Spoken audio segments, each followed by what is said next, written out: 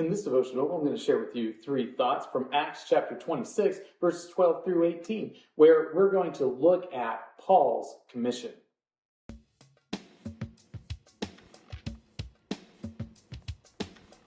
Acts chapter 26, verses 12 through 18 says, "In this connection, I journeyed to Damascus with the authority and commission of the chief priests.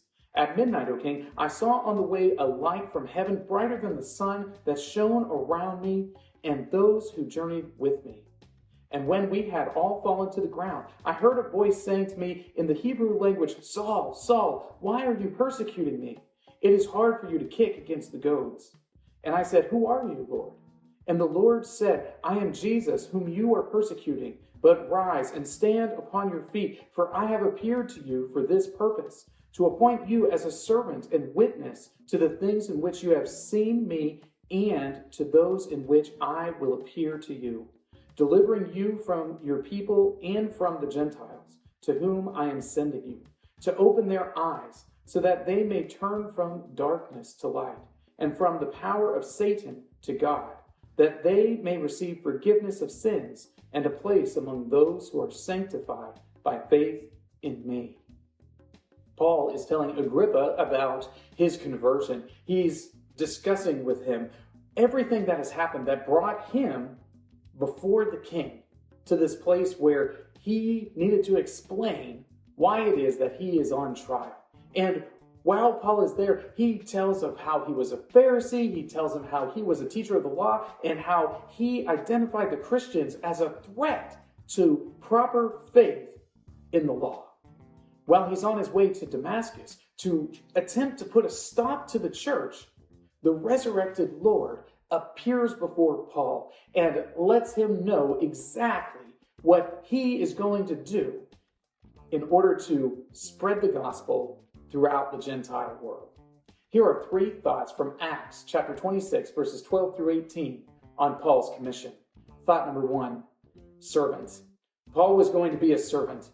And for Paul to move from being a Pharisee and an up-and-coming Pharisee, one who's well-educated, one who has all the right pedigree, for him to go from being an up-and-coming teacher of the law to being a servant was a major shift in expectations for Paul. Have you ever been on a certain life track and you thought things were going a certain way, and then all of a sudden you just get blindsided by the realities of life? This is what happens to Paul. He was a man who had set up his life in order to have a certain amount of notoriety, a certain amount of power, a certain position of authority. And one conversation with the resurrected Lord wiped all of those hopes and dreams out. Paul was going from being a leader to being a servant. And this was the commission that the Lord was giving to him. Thought number 2, witness. Paul was going to be a witness. He was going to be a witness of the resurrected Lord. So he is shifting from being a persecutor of the church to being one of its great witnesses. He is going to attest to the fact that Jesus Christ is risen from the dead. He is going to tell people exactly what Jesus is like and how he has fulfilled all of the law. Paul was very well prepared for this, being a Pharisee and teacher of the law himself. And now, with the Lord revealing to him how he has fulfilled all the law and the prophets, Paul has the appropriate amount of authority and the appropriate amount of education to effectively communicate the glories of the gospel as an eyewitness of the resurrected Lord. Thought number 3, evangelist. Paul is about to become an evangelist. Now, Paul wasn't necessarily going down the evangelistic sort of track.